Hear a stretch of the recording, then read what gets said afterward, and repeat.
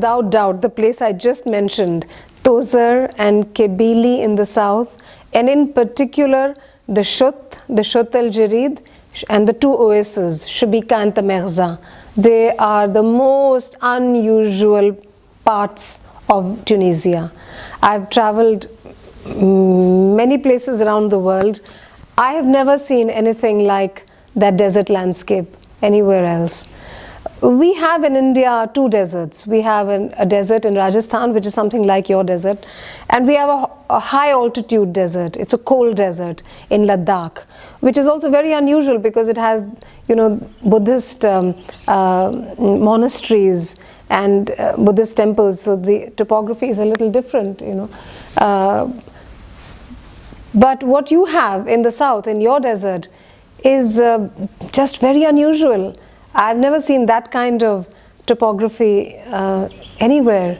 So yes, I think if I would recommend to anyone from India, either a tourist or a film team, I would recommend that they visited the south, Tozar and the two oases. I like couscous au poisson, fish couscous, very much. Once when I visited Sakhira 2 years ago, my host took me to a beautiful little restaurant in Sfax, and they gave me, that is where I ate for the first time couscous with fish, and it was delicious. It was very nice. Apart from that, I have a real soft spot for some of your patisserie. In particular, I like gharaiba very much.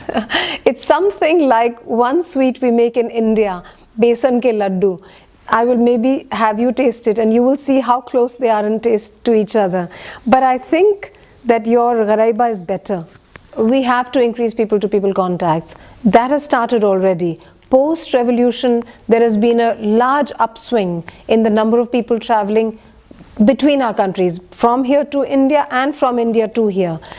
With a little bit more awareness, with some small things, I will be meeting the Tour Operators Association in India when I go next week in Delhi. I will be meeting them, and I will be once again canvassing with them an important new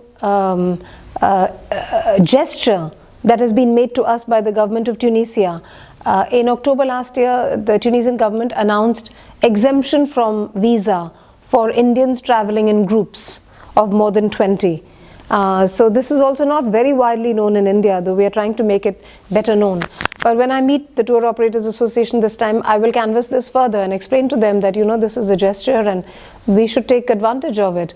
Provided some other small things are put in position, like many of the tour operators have told me that if there is a flight which can bring Indians into Tunis for maybe 1 or 2 nights, and then from here they go on to London. So, having a flight which functions that way would, because there are so many Indians who travel to London anyway, on work, to study, etc. So if you could have something like this work out, then the tour operators tell me that we can very easily make a attractive package here for 2, maybe 3 nights, and then have them go on. And that way you increase awareness of the Tunisian market, of the Tunisian tourism market among Indians. That's one way of increasing awareness. So provided a few things like this are put into position, I'm very hopeful that in the near future we will have deeper people-to-people contacts.